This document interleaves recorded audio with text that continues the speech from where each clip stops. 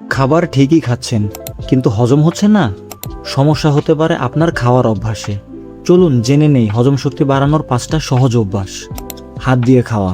অনেকের কাছে এটা পুরনো স্টাইল মনে হলেও খাবার স্পর্শ করলে শরীর খাবারের জন্য প্রস্তুত হয়, যা খাওয়ার প্রতি মনোযোগ বাড়াতে সাহায্য করতে পারে। ধীরে ও আরাম করে বসে খাওয়া। তাড়াহুড়া করে বা দাঁড়িয়ে খাওয়ার বদলে আরাম করে বসে ধীরে ধীরে খেলে হজমে সুবিধা হতে পারে। দুপুরের খাবারে গুরুত্ব দিন।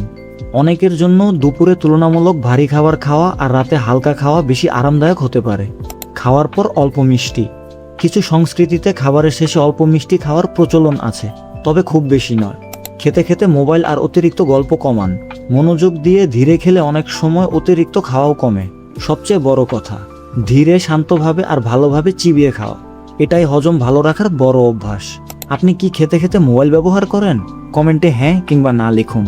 আর এমন স্বাস্থ্য টিপস পেতে আমাদের ফলো করুন। ধন্যবাদ।